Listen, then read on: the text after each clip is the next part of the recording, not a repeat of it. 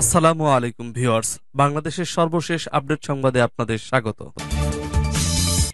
জানিয়ে দেব আমাদের হাতে থাকা সর্বশেষ গুরুত্বপূর্ণ আপডেট। বাংলা সংবাদ।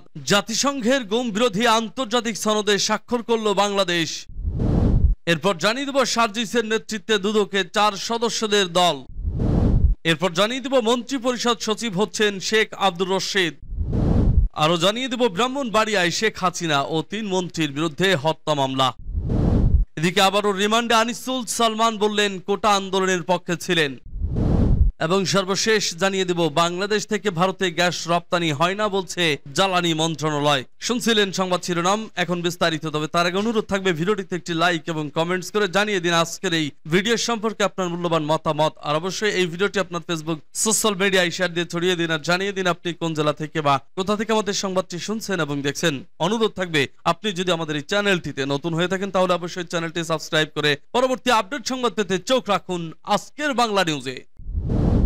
জাতিসংঘের গুম বিরোধী আন্তর্জাতিক সনদে স্বাক্ষর করল বাংলাদেশ। গুম থেকে দেশের নাগরিকদের রক্ষায় জাতিসংঘের গুম বিরোধী আন্তর্জাতিক সনদে স্বাক্ষর করেছে বাংলাদেশ। বৃহস্পতিবার উপদেষ্টা পরিষদের সাপ্তাহিক সভায় প্রধান উপদেষ্টা অধ্যাপক ডক্টর মোহাম্মদ ইউনুস আন্তর্জাতিক convention for the protection of all persons from forced disappearance সনদে স্বাক্ষর করেন। এ বিষয়ে ডক্টর ইউনুস বলেন, এটি একটি ঐতিহাসিক ঘটনা।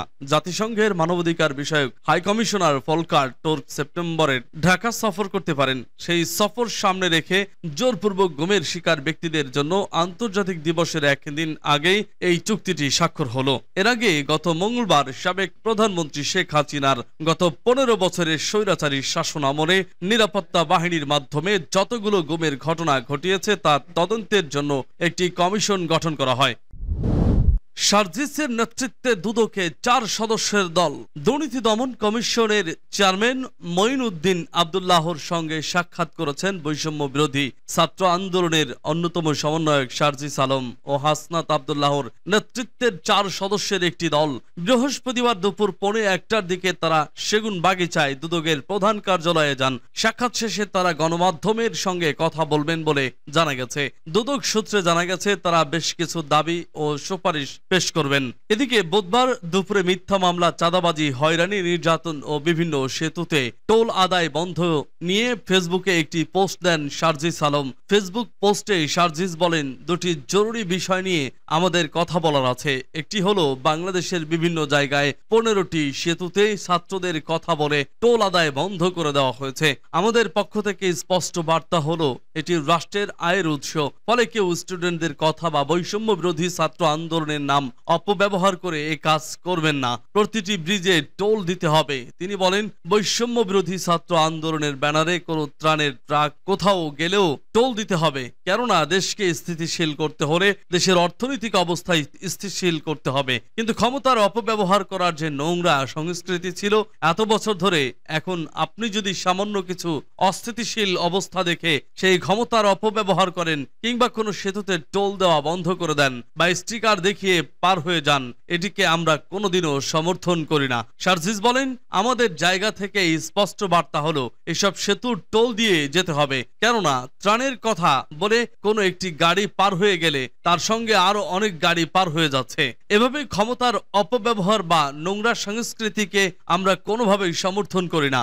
রাষ্ট্র সুন্দরভাবে চলার জন্য রাষ্ট্রের আয়ের উৎসগুলো সুন্দরভাবে চলতে হবে। তিনি আরো বলেন, আরেকটি গুরুত্বপূর্ণ বিষয় হলো আওয়ামী লীগ ক্ষমতার অপব্যবহার করা হয়েছে। তাদের দল বাদে অন্য সব রাজনৈতিক দলগুলোর নামে মিথ্যা মামলা দিয়ে হয়রানি করেছে, চাঁদাবাজি করেছে, এলাকা ছাড়া করেছে। এটিকে আমরা কোনোভাবেই সমর্থন করি না। কিন্তু আজকে 16 বছর পর ছাত্র জনতার অভ্যুত্থানের মাধ্যমে পতন হয়েছে। আজকের এই গণ অভ্যুত্থানের পর একটি দল বা দলের নেতাকর্মীরা একই কাজ করেন, তাহলে তাদের থেকে কি শিক্ষা নিলেন? আমরা নির্যাতকের পরিবর্তন চাই না, নির্যাতনের সিস্টেমের পরিবর্তন চাই। মন্ত্রী পরিষদ সচিব হচ্ছেন শেখ আব্দুর রশিদ। মন্ত্রী পরিষদ সচিব হচ্ছেন ডক্টর শেখ আব্দুর রশিদ। তিনি বর্তমানে মাধ্যমিক ও উচ্চশিক্ষা বিভাগে সিনিয়র সচিব হিসেবে কাজ করেছেন। 2-1 দিনের মধ্যে তাকে নিয়োগ দিয়ে প্রজ্ঞাপন জারি করবে জনপ্রশাসন মন্ত্রণালয়। বিশ্বস্ত সূত্রে জানা গেছে, বর্তমান মন্ত্রী পরিষদ সচিব মোহাম্মদ মাহবুব হোসেনের চুক্তি বাতিল করে আব্দুর রশিদকে মন্ত্রী পরিষদের সচিব হিসেবে নিয়োগ দেওয়া হচ্ছে। এর আগে ডক্টর শেখ আব্দুর রশিদকে শিক্ষা মন্ত্রণালয়ের মাধ্যমিক ও উচ্চশিক্ষা শিক্ষা বিভাগের সিনিয়র সচিব হিসেবে চুক্তিভিত্তিক নিয়োগ দেওয়া হয়েছিল। তারও আগে গত 13ই আগস্ট পল্লী কর্ম সহায়ক ফাউন্ডেশনের চেয়ারম্যান পদ থেকে ডক্টর এম খায়রুল হোসেন পদত্যাগ করায় নতুন চেয়ারম্যান হিসেবে নিয়োগ পেয়েছিলেন ডক্টর শেখ আব্দুর রশিদ। জানা গেছে আওয়ামী লীগ সরকারের সময়ে অতিরিক্ত সচিব থেকে অবসরে যান তিনি। অতিরিক্ত সচিবের দায়িত্ব থেকে অবসরে যাওয়া এই কর্মকর্তা BCS 82 ব্যাচের কর্মকর্তা ছিলেন। তিনি তার ব্যাচে ফার্স্ট হয়েছিলেন। ব্রাহ্মণবাড়িয়ায় শেখ হাসিনা ও 3 মন্ত্রীর বিরুদ্ধে হত্যা মামলা। ব্রাহ্মণবাড়িয়ায় সাবেক প্রধানমন্ত্রী শেখ হাসিনা, সাবেক গৃহায়ন ও গণপূর্ত মন্ত্রীর আমা ওবায়দুল মোক্তাদির চৌধুরী, সাবেক আইনমন্ত্রী আনিসুল হক, সাবেক স্বরাষ্ট্রমন্ত্রী আসাদুজ্জামান খান কামাল সহ 54 জনের নাম উল্লেখ করে হত্যা মামলা দায়ের করা হয়েছে। গতকাল বুধবার রাতে বাবুল মিয়া তার ভাই জহিরুল ইসলামকে হত্যার অভিযোগে ব্রাহ্মণবাড়িয়া সদর মডেল থানায় এ মামলা দায়ের করেন। নিহত জহিরুল ইসলাম জেলা সদর উপজেলার শহীদপুর ইউনিয়নের মরহুম আব্দুল লতিফ মিয়ার ছেলে।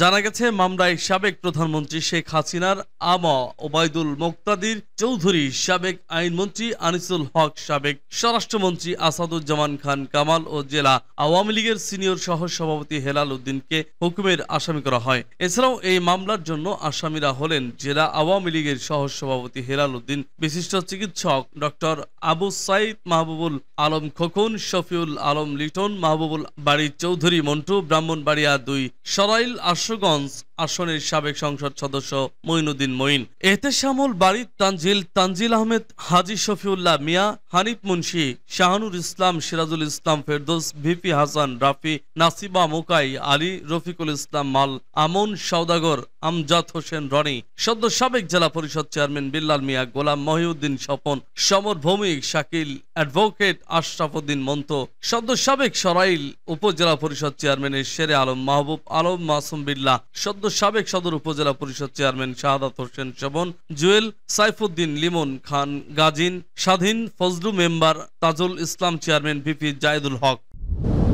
আবারও রিমান্ডে আনিসুল সালমান বললেন কোটা আন্দোলনের পক্ষে ছিলেন। এবার রাজধানীর বাড্ডা থানায় করা সুমন শিকদার হত্যা মামলায় সাবেক আইনমন্ত্রী আনিসুল হক ও সাবেক প্রধানমন্ত্রী শেখ হাসিনার উপদেষ্টা সালমান এফ রহমানের 5 দিনের রিমান্ড মঞ্জুর করেছেন আদালত। আজ বৃহস্পতিবার সকাল 7:30টার দিকে ঢাকার চিফ মেট্রোপলিটন ম্যাজিস্ট্রেট আদালত এ আদেশ দেন। এর আগে পৃথক 3 মামলায় আনিসুল হক ও সালমান এফ রহমানের মোট 20 দিনের রিমান্ড মঞ্জুর করেছিলেন আদালত। আদালত ও পুলিশ সূত্রগুলো জানায় আজ সকাল 6টার দিকে কড়া নিরাপত্তায় আনিসুল হক ও তার সালমান এফ রহমানকে ঢাকার CMM আদালত প্রাঙ্গণে আনা হয়। তাদের আদালতের হাজতখানায় রাখা হয়। বাড্ডা থানা করা সুমন শিকদার হত্যা মামলায় তাদের গ্রেপ্তার দেখিয়ে 10 দিন রিমান্ডে নেওয়ার আবেদন করা হয়। পরে দুজনকে হাজতখানা থেকে আদালতের এজলাস কক্ষে তোলা হয়।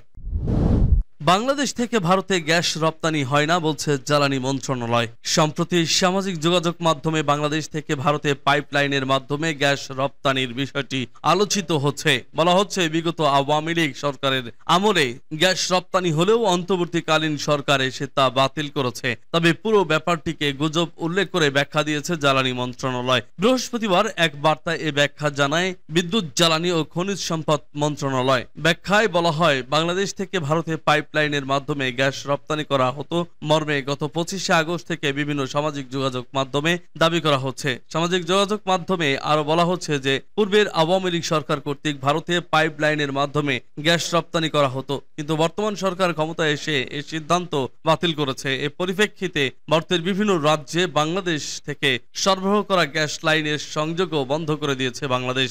একই দাবিতে একটি ভিডিও প্রচার করা হয়েছে। প্রকৃতপক্ষে বাংলাদেশ থেকে কোনো প্রকার প্রাকৃতিক গ্যাস পাইপলাইনের মাধ্যমে ভারতে রপ্তানি হয় না। বাংলাদেশ থেকে ভারতে গ্যাস সরবরাহ বন্ধ করে দেওয়ার যে দাবিটি প্রচার করা হচ্ছে তা সঠিক নয়। তবে এলপি গ্যাস রপ্তানি হলেও তার সরবরাহ বন্ধ করা হয়নি। যে ভিডিওটি প্রচার করা হচ্ছে তাও 2 বছরের পুরনো এবং ভিন্ন ঘটনার। ভারতে বাংলাদেশ থেকে কখনোই পাইপলাইনের মাধ্যমে প্রাকৃতিক গ্যাস সরবরাহ করা হয়নি। ভারতের 7 সিস্টার্সে যাওয়া গ্যাস লাইন বন্ধের দাবিতে ভাইরাল হওয়া বিষয়টি সম্পূর্ণ মিথ্যা ও উদ্দেশ্য প্রণোদিত বলেও জানিয়েছেন মন্ত্রণালয়।